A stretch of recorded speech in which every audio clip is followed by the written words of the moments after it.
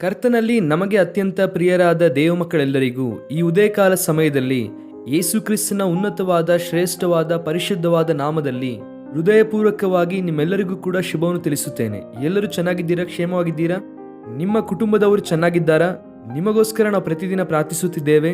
ನೀವು ಕೂಡ ನಮಗೋಸ್ಕರ ಪ್ರಾರ್ಥಿಸುತ್ತಾ ಇರುವುದಕ್ಕೆ ನಿಮ್ಮೆಲ್ಲರಿಗೂ ಕೂಡ ಕೃತಜ್ಞತೆಯನ್ನು ನಾವು ಸಲ್ಲಿಸುತ್ತೇವೆ. ಕ್ರೈಸ್ಟ್ ವರ್ಷಿಪ್ ಸೆಂಟರ್ ಮೂಲಕವಾಗಿ ಪ್ರಪಂಚವ್ಯಾಪ್ತಿಯಾಗಿ ದೇವರು ಎಷ್ಟೋ ಅದ್ಭುತ ಆಶ್ಚರ್ಯ ಕಾರ್ಯಗಳನ್ನು ಮಾಡುತ್ತಾ ಇದ್ದಾರೆ. ಎಷ್ಟೋ ಸಭೆಗಳನ್ನು ದೇವರು ಸ್ಥಾಪಿಸುವಂತೆ ಸಹಾಯ ಮಾಡುತ್ತಿದ್ದಾರೆ. ಸುವಾರ್ತೆ ಪ್ರಕಟಿಸಲ್ಪಡುತ್ತಾ ಇದೆ ನಿರಂತರವಾಗಿ. ಸೋಷಿಯಲ್ ಮೀಡಿಯಾ ಹಾಗೂ ಟಿವಿಯಲ್ಲಿ ಆಗಿರಬಹುದು, ಸುವಾರ್ಥ ಕೂಟಗಳಲ್ಲಾಗಿರಬಹುದು, ವೈಯಕ್ತಿಕವಾಗಿ ಅನೇಕ ಪ್ರಾಂತ್ಯಗಳನ್ನು ದರ್ಶಿಸುವುದರ ಮೂಲಕ ದೇವರ ಸುವಾರ್ತೆಯ ಪ್ರವಾಹವು ಪ್ರತಿನಿತ್ಯವೂ ಕೂಡ ಮುಂದೆ ಸಾಗುತ್ತಿದೆ. ಈ ಯೋಗ್ಯವಾದ ಸೇವೆಗೋಸ್ಕರ ನೀವೆಲ್ಲರೂ ಕೂಡ ಪ್ರಾರ್ಥಿಸುತ್ತಾ ಇರುವುದಕ್ಕೆ, ನಿಮ್ಮ ಸಹಕಾರ ಕೊಡುತ್ತಾ ಇರುವುದಕ್ಕೆ ನಿಮ್ಮೆಲ್ಲರಿಗೂ ಕೃತಜ್ಞತೆಯನ್ನು ಸಲ್ಲಿಸುತ್ತೇವೆ. ಪ್ರತಿ ಬೆಳಗ್ಗೆ ಎದ್ದು ನಾವು ಪ್ರಾರ್ಥನೆ ಮಾಡಿ ದೇವರ ವಾಕ್ಯ ಓದಿದ ನಂತರ ಒಂದು ದೇವರ ವಾಗ್ದಾನವನ್ನು ನಾವೆಲ್ಲರೂ ಕೂಡ ಧ್ಯಾನಿಸುತ್ತಾ ಇದ್ದೇವೆ. ಇದು ಖಚಿತವಾಗಿ ನಿಮ್ಮೆಲ್ಲರಿಗೂ ಕೂಡ ಆಧ್ಯಾತ್ಮಿಕವಾದ ಆಶೀರ್ವಾದವನ್ನು ಒಳಿತನ್ನು ಅನುಗ್ರಹಿಸುತ್ತದೆ. ಪ್ರತಿದಿನವೂ ಕೂಡ ಕ್ರಮ ತಪ್ಪದೆ ನೋಡಿರಿ, ದೇವರು ನಿಮ್ಮನ್ನು ಆಶೀರ್ವದಿಸುತ್ತಾರೆ. ಈ ದಿನ ವಾಗ್ದಾನಕ್ಕಾಗಿ ಕೀರ್ತನೆಗಳ ಪುಸ್ತಕ 20ನೇ ಕೀರ್ತನೆ 2ನೇ ವಾಕ್ಯವನ್ನು ಓದೋಣ. Psalm 20 and verse 2. ತನ್ನ ಪರಿಶುದ್ಧ ನಿವಾಸದಿಂದ ನಿನಗೆ ಸಹಾಯ ಮಾಡಲಿ, ಚಿಯೋನಿನಿಂದ ನಿನಗೆ ಆಧಾರ ದಯಪಾಲಿಸಲಿ. Send you help from the sanctuary and strengthen you out of Zion. ಕರ್ತನು ಎಂಥವರು, ಆತನ ಉನ್ನತವಾದಂಥ ಅನುಭವ ಎಂಥದ್ದೆಂಬುದಾಗಿ ನಾವು ಈ ವಾಕ್ಯದಲ್ಲಿ ನೋಡುತ್ತೇವೆ. ಪರಿಶುದ್ಧ ನಿವಾಸದಿಂದ ಆತನು ನಿನಗೆ ಸಹಾಯ ಮಾಡಲಿ. ನಿನ್ನ ದೇವರು ವಾಸ ಮಾಡುವಂಥ ಸ್ಥಳ ಯಾವುದು ಗೊತ್ತಾ? ಪರಿಶುದ್ಧವಾದ ಸ್ಥಳ. ಆತನು ಪರಿಶುದ್ಧನಾಗಿರುವುದರಿಂದಲೇ ಪರಿಶುದ್ಧ ಸ್ಥಳದಲ್ಲಿ ವಾಸ ಮಾಡುತ್ತಾರೆ. ನಿನ್ನ ದೇವರು ಅಪವಿತ್ರನಲ್ಲ, ಆತನು ಅಪರಿಶುದ್ಧನಲ್ಲ.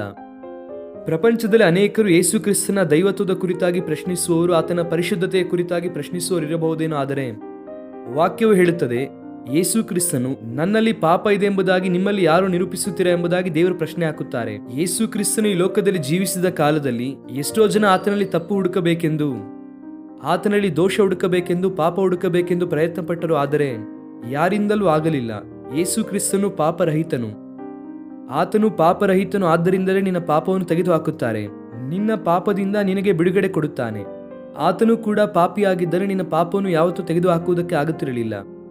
ಆತನು ಪಾಪ ಇಲ್ಲದೇ ಇರುವಂತಹ ಪರಿಶುದ್ಧನು. ಆದ್ದರಿಂದಲೇ ಪೌಲನು ಕೂಡ ಒಪ್ಪಿಕೊಳ್ಳುತ್ತಾನೆ, ಪರಿಶುದ್ಧನು, ನಿರ್ದೋಷಿಯು, ನಿಷ್ಕಲ್ಮಶನು, ಪಾಪದಲ್ಲಿ ಸೇರದೆ ಪ್ರತ್ಯೇಕವಾಗಿರುವ ಆತನು, ಆಕಾಶ ಮಂಡಲಕ್ಕಿಂತಲೂ ಕೂಡ ಹೆಚ್ಚಿನವನು. ಇಂತಹ ಮಹಾಯಾಜಕನು ನಮಗೆ ಸಾಕು ಎಂಬುದಾಗಿ ಇಬ್ರಿಯರ ಪುಸ್ತಕ 7ನೇ ಅಧ್ಯಾಯದಲ್ಲಿ ಅಪೊಸ್ತಲನಾದ ಪೌಲನು ಬರೆಯುತ್ತಾನೆ. ಯೇಸು ಕ್ರಿಸ್ತನು ಪವಿತ್ರನು, ಆದ್ದರಿಂದಲೇ ನಿನ್ನನ್ನು ಪವಿತ್ರನಾಗಿ ಮಾರ್ಪಡಿಸುತ್ತಾನೆ. ಆತನು ತನ್ನ ರಕ್ತದಿಂದ ನಿನ್ನನ್ನು ತೊಳೆದು ಪರಿಶುದ್ಧನನ್ನಾಗಿ ಮಾಡುತ್ತಾರೆ. ನಿನ್ನ ಜೀವಿತವನ್ನು ದೇವರಿಗೆ ಒಪ್ಪಿಸಿಕೊಟ್ಟಿದ್ದೀಯಾ? ನಿನ್ನ ಪ್ರತಿ ಪಾಪವನ್ನು ಯೇಸುವಿನ ರಕ್ತದಲ್ಲಿ ತೊಳೆದುಕೊಂಡಿದ್ದೀಯಾ? ಯೇಸು ಕ್ರಿಸ್ತನ ರಕ್ತವು ಪ್ರತಿ ಪಾಪದಿಂದಲೂ ಕೂಡ ನಮ್ಮನ್ನು ಬಿಡುಗಡೆ ಮಾಡುತ್ತದೆ. ಲೋಕ ಸಂಬಂಧವಾದ ಕಾರ್ಯಕ್ರಮಗಳು, ಸಾಮಾಜಿಕವಾದ ಕಾರ್ಯಕ್ರಮಗಳು, ಭಕ್ತಿ ಕಾರ್ಯಕ್ರಮಗಳು ಮನುಷ್ಯರನ್ನು ಯಾವತ್ತೂ ರಕ್ಷಿಸುವುದಿಲ್ಲ. ಪ್ರತಿ ಪಾಪವೂ ಕೂಡ ಪ್ರತ್ಯಕ್ಷವಾಗಿ ಅಥವಾ ಪರೋಕ್ಷವಾಗಿ ರಕ್ತದೊಂದಿಗೆ ಅದು ಸಂಪರ್ಕ ಹೊಂದಿದೆ. ಆದ್ದರಿಂದಲೇ ಯೇಸು ಕ್ರಿಸ್ತನು ತನ್ನ ರಕ್ತವನ್ನು ಶಿಲುಬೆಯಲ್ಲಿ ಸುರಿಸಿ ಆ ರಕ್ತದಿಂದ ನಮ್ಮ ಪಾಪವನ್ನು ತೊಳೆಯಬೇಕೆಂದು ಯೇಸು ಆಶಿಸುತ್ತಾರೆ. ಯಾರು ಆತನ ಬಳಿಗೆ ಬರುತ್ತಾರೋ ಖಚಿತವಾಗಿ ಆತನು ಅವರನ್ನು ಪರಿಶುದ್ಧರನ್ನಾಗಿ ಮಾಡುತ್ತಾರೆ. ತನ್ನ ಪರಿಶುದ್ಧ ನಿವಾಸದಿಂದ ಆತನು ನಿನಗೆ ಸಹಾಯ ಮಾಡಲಿ. ದೇವರು ನಮಗೆ ಮಾಡುವಂತಹ ಸಹಾಯಗಳಲ್ಲಿ ದೊಡ್ಡ ಸಹಾಯ ಯಾವುದಾದ್ರೂ ಇದೆ ಎಂದರೆ ನಮ್ಮ ಆತ್ಮವನ್ನು ರಕ್ಷಿಸುವಂಥದ್ದೇ. ನಮ್ಮ ಆತ್ಮವನ್ನು ರಕ್ಷಿಸುವಂಥದ್ದೇ ದೇವರು ನಮಗೆ ಮಾಡುವಂಥ ದೊಡ್ಡ ಸಹಾಯ. ರಕ್ಷಣೆ ಎನ್ನುವಂಥದ್ದು ಕೇವಲ ಯೇಸು ಕ್ರಿಸ್ತನ ಮೂಲಕವಾಗಿ ಮಾತ್ರವೇ ನಮಗೆ ಅನುಗ್ರಹಿಸಲ್ಪಟ್ಟಂತಹ ಬಹುಮಾನ. ರಕ್ಷಣೆ ಎನ್ನುವಂಥದ್ದು ನೀನು ಸಂಪಾದಿಸುವಂಥದ್ದಲ್ಲ, ನೀನು ಸ್ವೀಕರಿಸುವಂಥದ್ದು, ನಂಬಿಕೆಯ ಮೂಲಕ ದೇವರಿಂದ ಹೊಂದಿಕೊಳ್ಳುವಂಥದ್ದು. ಅಷ್ಟು ಮಾತ್ರವಲ್ಲದೆ ಚಿಯೋನಿನಿಂದ ದೇವರು ನಿನಗೆ ಆಧಾರ ದಯಪಾಲಿಸಲಿ. ಕಷ್ಟಗಳು ಬಂದಾಗ, ನಷ್ಟಗಳು ಬಂದಾಗ, ಪ್ರತಿಕೂಲತೆ ಬರುವಾಗ ಕೆಲವು ಸಾರಿ ಪ್ರವಾಹದೋಪಾದಿಯಲ್ಲಿ ಸಮಸ್ಯೆಗಳು ನಮ್ಮ ಮೇಲೆ ಬರುತ್ತದೆ. ಪ್ರಯಾಣ ಮುಂದೆ ಸಾಗುವುದೇ ಇಲ್ಲ. ಎಲ್ಲಿಗೆ ಹೋಗಬೇಕು ಅಂದುಕೊಂಡಾಗಲೂ ತಡೆ, ಎಲ್ಲಿಗೆ ಪ್ರಯಾಣ ಮಾಡಬೇಕಾದ್ರೂ ತಡೆ, ಯಾವುದಾದ್ರೂ ತೀರ್ಮಾನ ತೆಗೆದುಕೊಳ್ಳಬೇಕಂದ್ರೆ ಆಗುವುದಿಲ್ಲ. ಅಂತಹ ಸ್ಥಿತಿಗತಿಗಳಲ್ಲಿ ದೇವರು ಚಿಯೋನಿನಿಂದ ನಿನಗೆ ಆಧಾರ ದಯಪಾಲಿಸುತ್ತೇನೆಂದು ಹೇಳುತ್ತಿದ್ದಾರೆ. ಈ ದಿನ ನಿನಗೆ ದೇವರು ಕೊಡುತ್ತಿರುವಂತಹ ವಾಗ್ದಾನ ಅದೇ. ಆತನೇ ನಿನಗೆ ಆಧಾರವಾಗಿರುತ್ತಾನೆ. ನೀನು ಆತನನ್ನೇ ಆತುಕೊಳ್ಳುವುದಾದರೆ ಆತನೇ ನಿನಗೆ ಆಧಾರವಾಗಿ ಇರುತ್ತಾನೆ. Praise the lord. ಆತನೇ ನಿನಗೆ ಆಧಾರವಾಗಿರುವಂತಹ ದೇವರು. ವಾಕ್ಯದಲ್ಲಿ ಅನೇಕ ಮಾತುಗಳಿದೆ. ನಿನ್ನ ಬಲಗೈ ನನಗೆ ಆಧಾರವಾಗಿರಲಿ, ನಿನ್ನ ಸಾತ್ವಿಕತ್ವ ನನ್ನನ್ನು ಉನ್ನತಪಡಿಸಿತು ಎಂಬುದಾಗಿ ಕೀರ್ತನಗಾರನು ಹೇಳುತ್ತಾನೆ. ದೇವರು ತನ್ನ ಬಲಗೈಯನ್ನು ನಮಗೆ ಕೊಟ್ಟು ನಮಗೆ ಆಧಾರವಾಗಿರುವಂತಹ ದೇವರು. ನೋಡಿ, ಯಾರಾದರೂ ಗುಂಡಿಯೊಳಗೆ ಬಿದ್ದಂತಹ ವ್ಯಕ್ತಿಗೆ ಗುಂಡಿಯ ಮೇಲೆ ಇರುವಂತವರು ಕೈ ಕೊಟ್ಟ ಕೂಡಲೇ ಅವರು ಮೇಲೆ ಹತ್ತಿ ಬರುತ್ತಾರೆ. ಕೆಲವು ಸಂದರ್ಭದಲ್ಲಿ ಕೆಲವರು ಗೊತ್ತಿಲ್ಲದೆ ಅನೇಕ ವಿಧವಾದಂಥ ಗುಂಡಿಯಲ್ಲಿ ಹಳ್ಳದೊಳಗೆ ಬೀಳುತ್ತಾರೆ. ಯಾರು ನಮಗೆ ಸಹಾಯ ಮಾಡುತ್ತಾರೆ ಎಂಬುದಾಗಿ ಎದುರು ನೋಡುತ್ತಿರುವಾಗ ಯಾರೋ ಒಬ್ಬರು ಅವರಿಗೆ ಸಹಾಯ ಮಾಡಿ ಮೇಲೆ ತರುತ್ತಾರೆ. ಕರ್ತನು ಕೂಡ ನಾಶನಕರವಾದಂತಹ ಗುಂಡಿಯೊಳಗಿಂದ ಕತ್ತಲೆಯಾದಂತಹ ಸ್ಥಳದಲ್ಲಿ ಸಿಲುಕಿಕೊಂಡಿರುವಂತಹ ನಮ್ಮನ್ನು ಕೈಕೊಟ್ಟು ಮೇಲೆ ಎತ್ತಿದ್ದಾರೆ ಆತನು. ಯೇಸು ಕ್ರಿಸ್ತನನ್ನು ಅಂಗೀಕರಿಸುವುದೆನ್ನುವಂಥದ್ದು ಇಳಿದು ಹೋಗುವಂಥದ್ದಲ್ಲ. ಕೆಲವರು ಗೊತ್ತಿಲ್ಲದೆ ನೀವು ಯೇಸು ಕ್ರಿಸ್ತನೆನ್ನುವಂತಹ ಮತದಲ್ಲಿ ಇಳಿದು ಹೋಗಿದ್ದೀರಾ ಎಂಬುದಾಗಿ ಕೇಳುತ್ತಾರೆ. ಇಳಿದು ಹೋಗುವಂಥದ್ದಲ್ಲ ಇದು. ಇಳಿದು ಹೋದಂತಹ ನಮ್ಮನ್ನು ಯೇಸಯ್ಯ ಮೇಲೆ ಎತ್ತಿದ್ದಾರೆ. ಅದಕ್ಕಿಂತ ಮುಂಚೆ ಮತಗಳಲ್ಲಿ, ಕುಲಗಳಲ್ಲಿ ಅನೇಕ ವಿಧವಾದಂತಹ ಪಾಪದಲ್ಲಿ ಇಳಿದು ಹೋಗಿದ್ವಿ ನಾವು. ಯೇಸು ಕ್ರಿಸ್ತನು ಬಂದದ್ದು ಇಳಿಸುವುದಕ್ಕಾಗಿ ಅಲ್ಲ, ಆತನು ನಮ್ಮನ್ನು ಮೇಲೆ ಎತ್ತುವುದಕ್ಕಾಗಿ ಬಂದಿದ್ದಾರೆ. ಯಾವ ಪಾಪದ ಗುಂಡಿಯಲ್ಲಿ ನೀನು ಬಿದ್ದು ಹೋಗಿದ್ದೀಯೋ, ಯಾವ ಅಕ್ರಮ ಜೀವಿತದಲ್ಲಿ ಬಿದ್ದು ಹೋಗಿದೆಯೋ, ದೇವರು ನಿನ್ನನ್ನು ಮೇಲೆತ್ತುವುದಕ್ಕೆ ಬಯಸುತ್ತಿದ್ದಾರೆ. ಅಷ್ಟು ಮಾತ್ರವಲ್ಲದೆ 55ನೇ ಕೀರ್ತನೆಯಲ್ಲಿ ನೋಡುವುದಾದರೆ, ನಿನ್ನ ಭಾರವನ್ನು ಯೆಹೋವನ ಮೇಲೆ ಹಾಕು, ಆತನೇ ಅದನ್ನು ಹೊರುತ್ತಾನೆ. ನಿನ್ನ ಭಾರವನ್ನು ನೀನು ಹೊರುವಂಥದ್ದಲ್ಲ, ನಿನ್ನ ಭಾರವನ್ನು ಹೊರುವಂತಹ ದೇವರಿದ್ದಾರೆ. ಆತನಿಗೆ ನಿನ್ನ ಭಾರವನ್ನು ಕೊಡು.